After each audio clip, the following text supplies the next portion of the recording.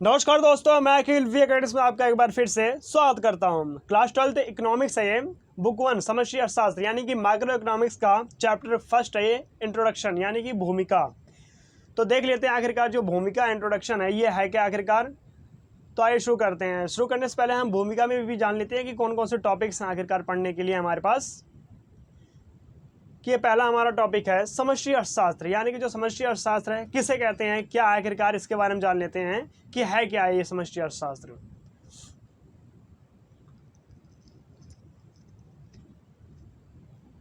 समष्टि अर्थशास्त्र पहला हमारा पॉइंट है, अंग्रेजी भाषा माइक्रो का शब्द ग्रीक भाषा के मैक्रोज से लिया गया है। इसका अर्थ यह है कि जो बड़ा समष्टि अर्थशास्त्र, बहुत बड़ा, यानी कि समष्टि अर्थशास्त्र के संदर्भ में बहुत बड़ा होता है, जो कि समस्त अर्थव्यवस्था के रूप में इसमें शामिल किया जाता है। समस्त अर्थव्यवस्था जो होती है इसमें शामिल हो जाती है, इसे ही समष्टि अर्थशास्त्र कहा जाता है। और सेकंड पॉइंट हमारा है, समष्टि अर्थशास्त्र को अर्थशास्त्र की उस शाखा के रूप में परिभाषित किया जाता है जो कि समस्त अर्थव्यवस्था के स्तर पर आर्थिक प्रश्नों और जो आर्थिक प्रश्न होते हैं, जो क्वेश्चंस होते हैं, जो आर्थिक समस्याओं का ध्यान करती है, जो कि इसके रूप में शामिल किया जाता है, इसे समष्टि अर्थशास्त्र कहा जाता है। हालांकि आपको डिफिनेशन अच्छे से समझ आ गया होगा। आगे देखते हैं कि एमएच स्पीकर के अनुसार, स्पेशल के अनुसार किस प्रकार से आखिरकार जिन शब्दों में कहा गया है आखिरकार जो समष्टि अर्थशास्त्र किसे कहते हैं। समष्टि अर्थशास्त्र का संबंध समस्त अर्थव्यवस्था अथवा उसके बड़े बड़े हिस्सों के रूप में इसमें शामिल किया जाता है कि इससे जो इसके मुख्य रूप से जो अंतर्गत होते हैं ना, कि कौन कौन से आखिरकार जो समस्याएं होती हैं, कौन कौन से इसके अंदर जो अध्ययन किए जाते हैं उसके रूप में जो शामिल किया जाता है वो है जैसे कि बेरोजगारी का स्तर जो होता है, मुद्रास्फीति की दर और राष्ट्रीय का कुल उत्पादन आदि को शामिल इसके अंदर जो है शामिल किया गया है, जिनका संपूर्ण अर्थव्यवस्था के लिए एक बहुत ज़्यादा महत्व होता है। आगे देखते हैं समष्टि अर्थशास्त्र का उद्भव किस प्रकार से हुआ है। आखिरकार जो समष्टि अर्थशास्त्र है इसका एक हिसाब से कहाँ इसकी उत्पत्ति हुई है उसके बारे में बताया गया है इस चैप्टर में, भूमिका में। एक बार देख लेते हैं क्या है ये। पहला पॉइंट हमारा है, विश्व में 1930 से पहले परंपरावादी 1930 से लेकर के परंपरावादी अर्थशास्त्रियों की विचारधारा बहुत ज़्यादा प्रचलित थी उस समय। जो अर्थशास्त्री थे वो उनके अनुसार ही जो कार्य किए जाते थे, जो वो कहते थे उनके अनुसार ही काम किए जाते थे, उनके बारे में बताया गया है। वह माननीय थे, बहुत ज़्यादा मान्य उनकी बातें जो थी, लोगों के द्वारा बहुत ज़्यादा लोग जो थे उनकी बातें मानते थे।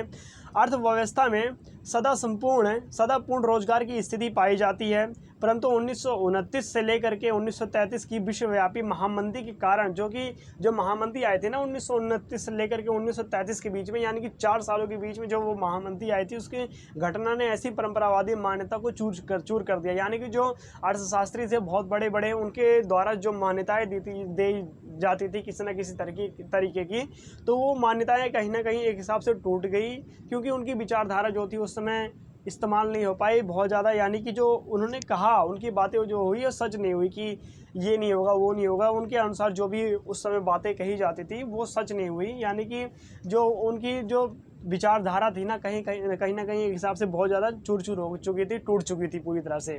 और सेकंड पॉइंट हमारा है, मंदी के क्या कारण थे। आखिरकार जो मंदी है इसके पीछे क्या कारण थे। अमेरिका व अन्य विकसित देशों की उत्पादन आय में बहुत ज़्यादा रोजगार आई थी उस समय, और भारी गिरावट आई थी उस समय रोजगार पे। कहीं ना कहीं एक हिसाब से जो अमेरिका जैसे विश्व का सबसे शक्तिशाली देश होते हुए भी कहीं ना कहीं उसमें भी बहुत ज़्यादा गिरावट आई थी उस देश में भी। और परंपरावादी जो थे, जो जवाब नहीं दे सके कि मंदी की ऐसे गंभीर स्थिति ने किस प्रकार से जो अर्थशास्त्री जो थे उनको विशिष्ट वजह से जो स्तर पर सोचने पर बहुत ज़्यादा मजबूर कर दिया कि क्या हो रहा है आखिरकार। जो बहुत बड़े बड़े अर्थशास्त्री थे किस प्रकार से आखिरकार जो परेशान थे पूरी तरह से कि हो क्या रहा है ये आखिरकार, किस प्रकार से ये मंदी आई पूरी विश्वव्यापी में, उसके बारे में बताया गया है। और तीसरा पॉइंट हमारा है कि आखिरकार जो तभी 1936 में इंग्लैंड के प्रसिद्ध अर्थशास्त्री जे एम केन्स ने अपनी पुस्तक रोजगार, ब्याज और मुद्रा का सामान्य सिद्धांत प्रकाशित किया है, जिसमें उन्होंने बताया है कि परंपरावादी सिद्धांत की आलोचना करते हुए एक नया वैकल्पिक सिद्धांत एवं प्रतिपादित किया जाता है कि जैसे कि केन्स का सिद्धांत ही होता है, इसे ही समष्टि सिद्धांत कहा जाता है, यानी कि इसे केन्स का सिद्धांत कहा जाता है। अंततः उन्होंने कहा कि जेम्स केन्स को समष्टि अर्थशास्त्र का पिता भी कहा जाता है, यानी कि विश्वव्यापी समष्टि अर्थशास्त्र का पिता जो है जिसे कहा जाता है उसे जो है कि J.M. केन्स को कहा जाता है समष्टि अर्थशास्त्र का पिता। अब आगे देखते हैं क्या टॉपिक ये है, समष्टि अर्थशास्त्र की व्यष्टि अर्थशास्त्र में किस प्रकार से भिन्न होता है, आखिरकार किस प्रकार से इनके डिफरेंस हैं बीचों में इनके, और कई प्रकार में बांटा जाता है, कौन कौन से प्रकार में बांटा जाता है उनके बारे में भी हम पढ़ेंगे। पहले हम ये जान लेते हैं कि जो समष्टि अर्थशास्त्र है किसे कहते हैं, है क्या आखिरकार ये। समष्टि अर्थशास्त्र एक व्यक्ति, एक ग्रस्त, एक फार्म या एक उद्योग के स्तर के रूप में दुर्बलता और चुनाव की समस्या का अध्ययन करता है, इसे ही व्यष्टि अर्थशास्त्र कहा जाता है। फॉर एग्जांपल, उदाहरण के लिए यहाँ मैंने समझाने का आप लोगों को प्रयास किया है कि व्यष्टि अर्थशास्त्र में अध्ययन किया जाता है कि कैसे एक उपभोक्ता अपनी वस्तुओं तथा सेवाओं का चुनाव करता है, किस तरीके से करता है, जिसमें कि उसके द्वारा दी गई आय में वह अपनी संतुष्टि को अधिकतम कर सकता है, संतुष्टि को प्राप्त कर सकता है, उसे समष्टि अर्थशास्त्र कहा जाता है। समष्टि अर्थशास्त्र पूर्ण रोजगार के अवसर के द्वारा, आगे देखते हैं क्या है ये, समष्टि अर्थशास्त्र की पूर्ण अर्थव्यवस्था के स्तर के द्वारा दुर्बलता और चुनाव की समस्या का अध्ययन करती है। उदाहरण के लिए यहाँ समझाने का प्रयास किया गया है कि समष्टि अर्थशास्त्र में अध्ययन किया जाता है कि कैसे राष्ट्रीय संसाधनों का आखिरकार जो उपयोग है कैसे किया जाता है, किस तरीके से किया जाता है, किसी भी देश की समस्याएं निवासियों द्वारा किस प्रकार से आखिरकार जो है उनका कल्याण किया जाता है सरकार के द्वारा, और उनका किस प्रकार से आखिरकार जो कहीं ना कहीं भूमिका होती है उसके बारे में भी बताया गया है। आगे देखते हैं, आर्थिक चर के क्या रूप होते हैं, जो आर्थिक है चर के क्या रूप होते हैं, कितने रूप में होते हैं, आखिरकार ये जान लेते हैं, है क्या ये टॉपिक हमारा। आगे देखते हैं क्या है ये, व्यष्टि अर्थशास्त्र जो आर्थिक चर है ना, ये व्यष्टि अर्थशास्त्र व्यष्टि आर्थिक चरों का उपयोग करता है, यानी कि जो व्यष्टि अर्थशास्त्र है ना व्यष्टि चरों का उपयोग करता है, जैसे कि उपभोक्ता की मांग तथा उत्पादक की पूर्ति किस प्रकार से की जाती है उनके बारे में बताया गया है। इसके विपरीत समष्टि अर्थशास्त्र और समष्टि आर्थिक विचारों का किस प्रकार से उपयोग करता है, जैसे कि समग्र मांग को जो अर्थव्यवस्था में सभी वस्तुओं और सेवाओं की मांग की जाती है उसके बारे में भी बताया गया है, तथा समग्र पूर्ति जो कि अर्थव्यवस्था में सभी वस्तु एवं सेवाओं की किस प्रकार से पूर्ति की जाती है। यानी कि जो समग्र पूर्ति का अर्थ ये होता है कि हम आगे आने वाली वीडियो में हम पढ़ेंगे कि समग्र पूर्ति और समग्र मांग का अर्थ पूरी तरह से क्या होता है। ऐसे आप लोग को ऊपर बता देता हूँ कि समग्र मांग जो होता है ना, किस प्रकार से आखिरकार जो एक व्यक्ति है, व्यक्तियों के द्वारा सरकार के द्वारा किन किन वस्तुओं का मांग की जाती है, किस प्रकार से की जाती है उनके बारे में बताया गया है। तथा समग्र पूर्ति का अर्थ ये होता है कि सरकार के द्वारा अपनी अर्थव्यवस्था में अपने राज्य में किस प्रकार से यानी कि किन किन वस्तुओं का जो है पूर्ति की जाती है, कितने प्रकार से पूर्ति की जाती है, कितने परसेंटेज में पूर्ति की जाती है उन वस्तुओं का, उनके बारे में बताया गया है। आगे देखते हैं, आर्थिक एजेंट के रूप में किस प्रकार से होते हैं ये जान लेते हैं। आखिरकार जो आर्थिक एजेंट होते हैं ये कहीं ना कहीं क्या होते हैं इनके बारे में जान लेते हैं एक बार। आर्थिक एजेंट से अभिप्राय ऐसे व्यक्तियों और संस्थाओं से होते हैं जो आर्थिक जो एनजीओस होते हैं, जो ब्रोकर के रूप में जो काम करते हैं, अदा करते हैं अपना, आखिरकार उनके बारे में बताया गया है किस प्रकार से जो अदा किरदार करते हैं उनके बारे में है, जो आर्थिक रूप से निर्णय लेते हैं और उपभोक्ता का उत्पादन व्यक्तिगत और एजेंटों के रूप में शामिल किया जाता है इन्हें। यहाँ व्यक्ति लाभों को अधिकतम करने पर अपना ध्यान केंद्रित करते हैं, किस प्रकार से आखिरकार जो है लाभ को प्राप्त कर सकते हैं हम और किस प्रकार से लाभ को प्राप्त नहीं कर सकते हैं। संस्थागत आर्थिक इकाइयों में राज्य या वैधानिक निकाय जैसे आरबीआई जैसे जो ऐसे के रूप में बहुत बड़ा भाग है, एक तरफ से हिस्सा है उनका, भारतीय प्रतिभूति और विनिमय बोर्ड के द्वारा भारतीय दूरसंचार विनिमय प्राधिकरण आदेश के अनुसार इसमें शामिल होते हैं। इसके अनुसार ही एक हिसाब से जो होता है इसमें मुख्य रूप से भूमिका निभाते हैं, कहीं ना कहीं आरबीआई जो होता है बहुत बड़ी भूमिका निभाती है। आगे देखते हैं, सामूहिक मंत्र क्या होता है, मात्रा क्या होती है, आखिर सामूहिकता की मात्रा क्या होती है इसके बारे में जान लेते हैं, है क्या ये सामूहिक मात्रा। समष्टि अर्थशास्त्र की तुलना में व्यष्टि अर्थशास्त्र में आर्थिक चरों की सामूहिकता मात्रा सीमित होती है। जो सामूहिकता मात्रा है ना, ये कहीं ना कहीं एक हिसाब से जो सीमित होती है, नियंत्रित होती है कि इतना ही होगा, उसके बारे में बताया गया है। फॉर एग्जाम्पल के लिए यहाँ बताने का प्रयास किया है हमने कि व्यष्टि अर्थशास्त्र में एक उद्योग की तुलना संतुलन का ध्यान किया जाता है, और 2 किसी विशेष वस्तुओं का उत्पादन के लिए इस सभी फलों का एक तरीके से समूह में बांटा जाता है। किस प्रकार से? और अर्थव्यवस्था में संरचनात्मक परिवर्तन की समीक्षा करने के दृष्टिकोण में समष्टि अर्थशास्त्र जैसे कृषि क्षेत्र और औद्योगिक क्षेत्र तथा सेवा क्षेत्र के रूप में किस प्रकार से आखिरकार आर्थिक क्रिया का भी ध्यान किया जाता है। जो सामूहिकता मात्रा होती है ना कहीं जो कृषि क्षेत्र होता है, उद्योग क्षेत्र होता है और सेवा क्षेत्र होते हैं, इसमें क्रिया का एक बहुत बड़ा ध्यान रखा जाता है, बहुत बड़ा डिफरेंस होता है इन तीनों के बीच में। इनके बारे में बताया गया है। 5वां हमारा पॉइंट है केंद्रीय समस्याएं, यानी कि जो केंद्रीय समस्याएं हैं किस प्रकार से इनके बारे में बताया गया है। वैश्विक अर्थशास्त्र की केंद्रीय समस्याएं एक संसाधन का बटन है। इसके विपरीत समष्टि अर्थशास्त्र की केंद्रीय समस्याओं को उत्पादन एवं रोजगार की पूर्ण स्तर का जो है अधिक मात्रा में निर्धारण किस तरीके से किया जाता है वो बताया गया है। आगे देखते हैं समष्टि अर्थशास्त्र का क्षेत्र एवं महत्व। जो समष्टि अर्थशास्त्र का क्षेत्र एवं महत्व है उसके बारे में बताया गया है कि हमारा तीसरा पॉइंट आखिरकार है कि समष्टि अर्थशास्त्र कौन कौन से क्षेत्र हैं और कौन कौन से आखिरकार इसका महत्व है उनके बारे में बताया गया है। तो हम पहले ये जान लेते हैं कि कौन कौन से आखिरकार क्षेत्र होते हैं। राष्ट्रीय आय तथा संबंधित समुच्चय का आंकलन। पहला हमारा क्षेत्र का पॉइंट हमारा ये है कि राष्ट्रीय आय के द्वारा किस प्रकार से आखिरकार जो समुच्चय है उसका आंकलन किस प्रकार से किया जाता है।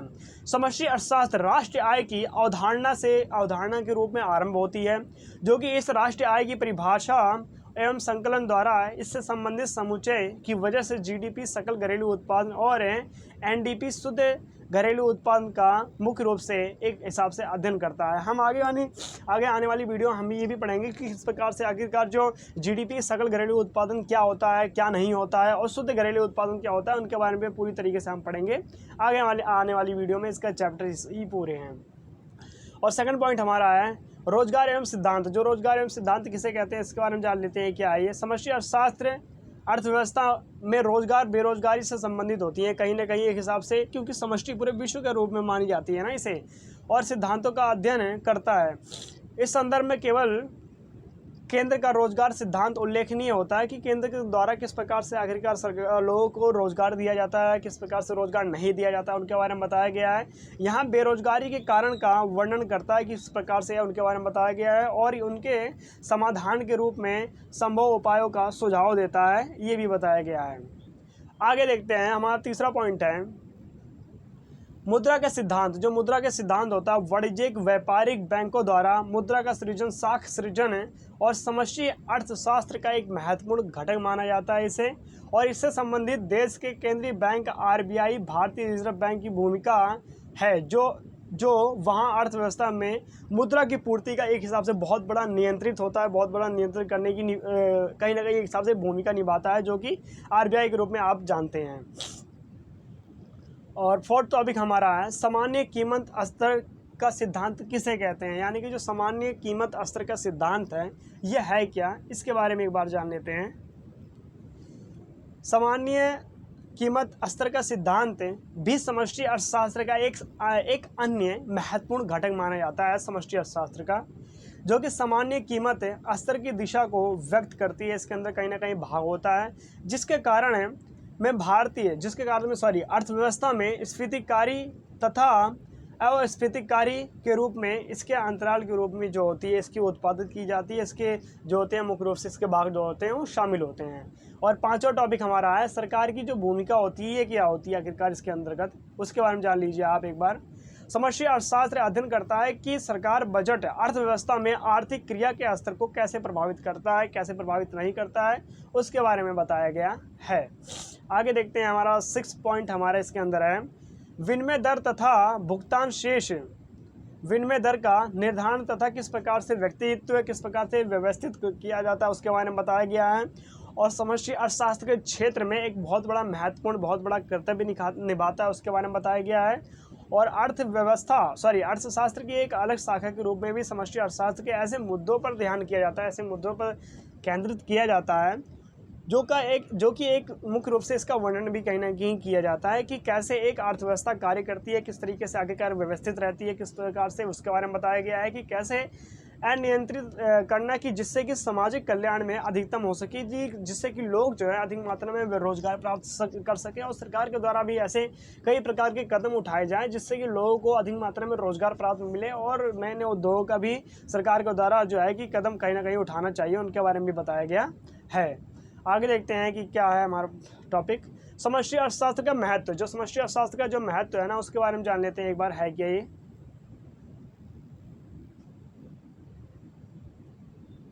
पहला हमारा पॉइंट है अर्थव्यवस्था का चित्रण किस प्रकार से किया जाता है। आखिरकार जो अर्थव्यवस्था है ना, उसका चित्रण कैसे किया जाता है उसके बारे में बताया गया है। पहला हमारा है राष्ट्रीय आय तथा आंकलन अर्थव्यवस्था में सभी क्रियाओं की प्राकृतिक स्थल की जो स्थल है ना, उसको व्यक्त करती है। और दूसरा बी हमारा पॉइंट है बेरोजगारी का अध्ययन इस समस्या के आकार तथा इससे कैसे दूर किया जाता है, कैसे इसको सुझाव को व्यक्त किया जाता है, उसके बारे में बताया गया है। और सेकंड पॉइंट हमारा है समृद्धि तथा विकास मार्ग किस प्रकार से हैं। पहला पॉइंट हमारा सेकंड का है समष्टि अर्थशास्त्र समृद्ध तथा विकास मार्ग का प्रदान करती है एक हिसाब से कहीं ना कहीं। और बी हमारा पॉइंट है आर्थिक समृद्धि के कार्यक्रम तथा नीतियां अर्थव्यवस्था की आवश्यकताएं किस प्रकार से हैं तथा इसके संसाधनों के अनुसार किस प्रकार से बनाए गए हैं, उनके बारे में बताया गया है। आगे देखते हैं हमारा तीसरा पॉइंट है आर्थिक स्थिरता। जो आर्थिक स्थिरता है ना कहीं एक हिसाब से किसके बारे में बताया गया, उनके बारे में क्या है एक बार ये जान लेते हैं। आर्थिक स्थिरता पहला हमारा है आर्थिक अर्थव्यवस्था का अध्ययन आर्थिक स्थिरता प्राप्त करने के लिए सहायता होती है। कहीं ना कहीं एक हिसाब से बहुत बड़ा भाग होता है इसमें, जो कि इसमें शामिल होता है। इससे उपयुक्त मौद्रिक नीति भी हमारा पॉइंट है राजकोषीय नीति और बजट नीति द्वारा प्राप्त किया जाता है कहीं ना कहीं। और फोर्थ पॉइंट हमारा है भुगतान शेष स्थिति। जो भुगतान शेष स्थिति होती है कहीं ना कहीं एक हिसाब से बहुत ज़्यादा इंपॉर्टेंट होता है ये भी करना कि भुगतान शेष किस प्रकार से किस प्रकार से भुगतान करना है हमें, उसके बारे में बताया गया। पहला ए है हमारा एक देश की भुगतान शेष की स्थिति शेष विश्व की तुलना में अर्थव्यवस्था के निस्पंदन को व्यक्त करती है। और बी हमारा है व्यापार से भी कहीं ना कहीं एक हिसाब से निर्यात और आयात हमारे निर्यात करने की क्षमता और आयात करने की जो क्षमता होती है बाध्यता को प्रकट करती है एक हिसाब से कहीं ना कहीं एक हिसाब से ये भी शामिल होती है कि भुगतान शेष की स्थिति में किस प्रकार से किया जाता है आयात और निर्यात के रूप में। आगे देखते हैं पांचवा हमारा है निर्धनता तथा पर्यावरण प्रदूषण। जो निर्धनता और पर्यावरण प्रदूषण है इसके बारे में जान लेते हैं क्या है ये। पहला ए हमारा है समष्टि अर्थशास्त्र निर्धनता तथा पर्यावरण प्रदूषण की समस्या परंतु दृष्टि प्रदान करती है, यानी कि कहीं ना कहीं एक हिसाब से फॉलो करने को कहती है कि किस प्रकार से आखिरकार जो पर्यावरण को सुरक्षित रखा जाता है और जो हमारी अर्थव्यवस्था है उसको भी सुरक्षित रखा जा सकता है। और बी पॉइंट हमारा है यहाँ समझते मॉडलों के अनुसार उसका उपयोग केवल इन समस्याओं का ध्यान समाधान किया जा सकता है जिसके अनुसार इसमें बताया गया है। और छठा हमारा है नीति निर्धनता किसे कहते हैं। आखिरकार जो नीति निर्धनता है इसके बारे में जान लेते हैं क्या ये। देश में समृद्धि तथा विकास की नीतियों के निर्धारण में समष्टि जो आर्थिक के रूप में इसमें शामिल किया जाता है, इसके चरणों के रूप में जो संबंधित होते हैं सूचना कहीं ना कहीं एक हिसाब से बहुत ज़्यादा अत्यंत उपयोगी होता है। बहुत ज़्यादा एक हिसाब से जो समझाती हुई आर्थिक चरण के रूप में इसमें बताया गया है कि समग्र मांग किसे कहते हैं, समग्र पूर्ति किसे कहते हैं, अर्थव्यवस्था का उपयोग तथा निवेश का अर्थव्यवस्था में किस प्रकार से विभिन्न क्षेत्रों के रूप में जो माध्यमों के रूप में उपाधि दी गई है, उपाधि तय की गई है, उसके बारे में भी बताया गया है। तो हमारा जो फर्स्ट समष्टि अर्थशास्त्र का जो फर्स्ट भूमिका इंट्रोडक्शन जो चैप्टर है वो ख़त्म हो चुका है पूरे तरीके से कि किस प्रकार से फर्स्ट चैप्टर में सिर्फ इंट्रोडक्शन दिया गया है पूरे चैप्टर्स का कि कौन कौन से चैप्टर्स के बारे में। आखिरकार जो इंट्रोडक्शन का आने की अर्थ ही यही है कि इस बुक की समरी क्या है, एक हिसाब से इस बुक के बारे में पूरी तरीके से बताया गया है कि किस तरीके से आखिरकार है, क्या क्या इंट्रोडक्शन में दिया गया है, कौन कौन से भाग की समग्र पूर्ति किसे कहते हैं, समग्र मांग किसे कहते हैं, भुगतान शेष क्या, ये एक एक टॉपिक्स नहीं है, ये एक एक चैप्टर से ही आगे आने वाली वीडियोस में हम बताएंगे कि किस प्रकार से आखिरकार जो चैप्टर्स के रूप में ये पूरी तरीके से एक तरह से भंडार है उसको हम पूरी तरह से समझाएंगे आप लोगों को। बाकी हमारे रस्तोगी सर हैं, उन्होंने पॉलिटिकल साइंस और ज्योग्राफी की कुछ वीडियोस अपलोड कर रखी हैं, उनके वीडियोस आप देख लीजिएगा। बाकी जो उसके जितने भी वीडियोस हैं भारतीय अर्थव्यवस्था का जो यानी कि जो इंडियन इकोनॉमिक्स है उसके और जो पॉलिटिकल साइंस से और ज्योग्राफी के उसके डिस्क्रिप्शन में आपको उसके लिंक्स मिल जाएंगे। बाकी मैं आपसे अगली वीडियो में मिलूँगा, तब तक के लिए जय हिंद जय भारत।